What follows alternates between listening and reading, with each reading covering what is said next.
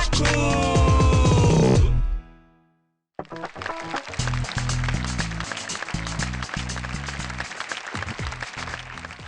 बहुत खूब के तमाम दर्शकों को नमस्कार। आप ही के मित्र शैलेश लोढ़ा का।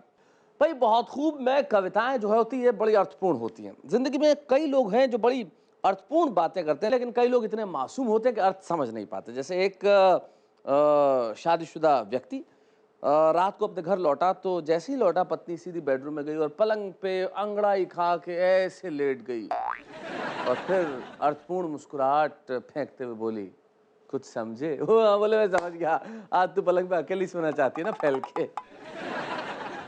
अब क्या किया जाए, यही कह सकता हूं बहुत खूब। तो चलिए, अब बहुत खूब कहते हैं हमारे उन तीन साथियों के लिए जो अर्थपूर्ण बातें करते हैं और उनकी अर्थपूर्ण बातें आप समझते भी हैं। तो चलिए उनके लिए एक बार कह देते हैं बहुत खूब। हमारे साथ है लखनऊ के सुफलता त्रिपाठी।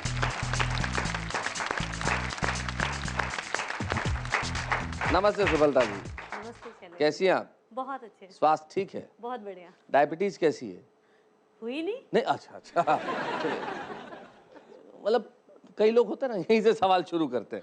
जी जी जी लेकिन क्या है कि कवि लोग जो होते हैं बड़ी मीठी बातें करते हैं, जी जी। तो खतरा ज्यादा होता है। शैलेश जी, ये खतरा आपको ज्यादा है। देखिए बिल्कुल। लेकिन मैं इस खतरे को बैलेंस कर लेता हूँ। बताऊँ कैसे करता हूँ? जी, जी। जब मीठी बातें ज्यादा होती है, जब आप अच्छो चेहरों को देख लो, तो कुछ एकाध ऐसे को बुला ले कि बैलेंस हो जाए। हरेश चतुर्वेदी जी, ये देखिए, ये हो गया इलाज। हम इलाज साथ में रखते हैं। कैसे हैं आप हरेश जी? बहुत अच्छा हूँ। कोई डिजाइन में गड़बड़ नजर आ रही नहीं, है? डिजाइन में गड़बड़ नहीं। बैठिए बैठिए, आप, आपकी डिजाइन पूरी ठीक ठाक है। आप दोनों का साथ देने के लिए आ रहे हैं अनुपम लोहिया।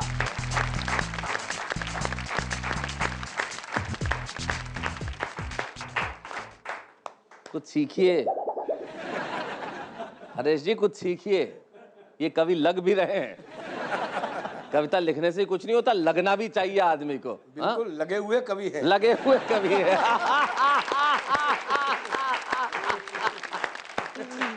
तो लगे रहो अनुपम भाई, बहुत खूब।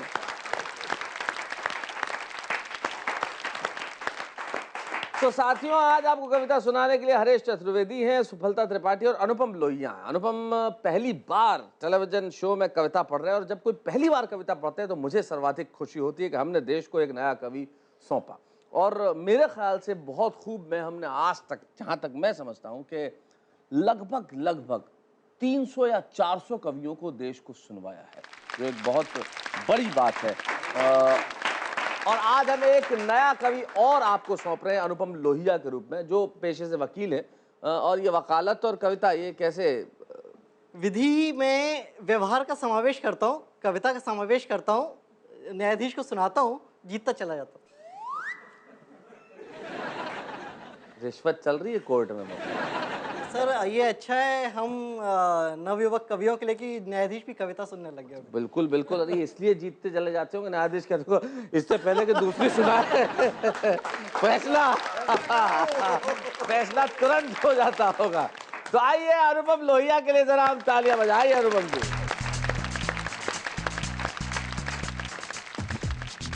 सर्वप्रथम माँ सरस्वती का वंदन, श्रोताओं का अभिनंदन, शैलेश जी का आभार।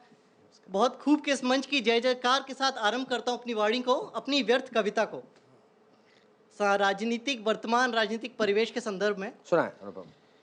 यदि हम बातों की व्यर्थता समझ पाते, यदि हम बातों की व्यर्थता समझ पाते तो यूं वादे हमारे कभी व्यर्थ ना जाते। यदि वादों से रोजगार दे पाते तो नवयुवक यूं लाचार नजर ना आते। क्या बात, वाह वाह वाह, बहुत अच्छे। यदि नवयुवक यूं लाचार नजर ना आते तो हम शायद इतना भी पीछे ना रह जाते। यदि हम इतना भी पीछे ना रह जाते तो एक विकसित देश कहलाते। लेकिन बातें करना ही व्यर्थ है, घटता देश में रोज अनर्थ है।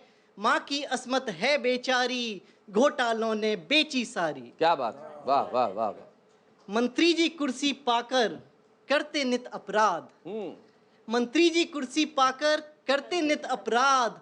छोटी मोटी सजा हो वो भी एक या आध। क्या बात।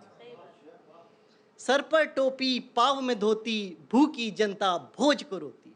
सर पर टोपी पाँव में धोती, भूखी जनता भोज को रोती। महंगाई की मिलकर हम सब झेल रहे हैं मार। लोकतंत्र का गला घोटती रोज रोज सरकार। क्या बात है, वाह वाह वाह वाह, बहुत खूब, बहुत बढ़िया, बहुत अच्छा।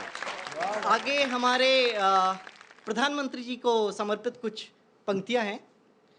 अंधेर नगरी का चौपट राजा, अंधेर नगरी का चौपट राजा फिर गुलामी का घोष बजाता, चालक की मर्जी से चलता राजा रथ का घोड़ा बनकर, चालक रुके चलाए उसे हाँक हाँक कर, हाँक हाँक कर। क्या बात, आओ करें ये दृढ़ संकल्प, करेंगे देश का कायाकल्प, तू मैं का जहर न घोले, मिलकर सब जय भारत बोले। वाह वाह वाह वाह, बहुत बढ़िया, बहुत अच्छा। अनुपम, बहुत बढ़िया, आपको बधाई इसलिए कि आपने पहली बार टेलीविजन पे कविता पढ़ी, लेकिन पहली बार में भी बहुत प्रभावशाली ढंग से पढ़ी। बहुत बढ़िया, मैं आपको बधाई देना चाहता हूं। लेकिन बस एक सवाल आपकी बॉडी लैंग्वेज के बारे में, आपने पूरी कविता ये अवतार के राजेश खन्ना बन के क्यों पढ़ी? ये ऐसा क्यों रहा? सर ये बस अभी कवियों का राजेश खन्ना बन जाओ, इसके लिए प्रारंभ है। क्या बात है, वाह वाह वाह वाह। नहीं, हम ये नहीं चाहते कि कवियों के राजेश खन्ना बने, हम चाहते हैं कि आप कवियों के वो सितारे बने जो सदैव दैदीप्यमान रहें, हमेशा रहें। राजेश खन्ना जी बहुत प्रतिभाशाली अभिनेता हैं, आप भी बहुत प्रतिभाशाली हैं और आगे भी रहेंगे। बहुत बढ़िया, बहुत अच्छी कविता आपने सुनाई। और आपने कहा व्यर्थ की बातें जो आप कह रहे थे, तो मैं सोच रहा था हरीश जी कि आदमी व्यर्थ की बातें कैसे कर सकता है। जैसे एक हमारे नेताजी हैं, वो मास्टर है व्यर्थ की बातें करने में। जब वो शुरू होते हैं तो कहते हैं कि हमारा देश रसातल की ओर जा रहा है, लेकिन अभी अभी हमने अग्नि लॉन्च किया, देश बहुत तरक्की कर रहा है। क्रिकेट ने इस देश में लोगों को बेरोजगार कर दिया है। सचिन बहुत महान खिलाड़ी है। राजनीति इतनी गंदी चीज है कि उसमें जाना नहीं चाहता, मुझे वोट देकर जरूर जिताइए। ये स्थिति है व्यर्थ की बातों की, लेकिन बहुत खूब में व्यर्थ की बातें नहीं होती, अर्थ की बातें होती है। लौटते हैं हम ब्रेक के बाद।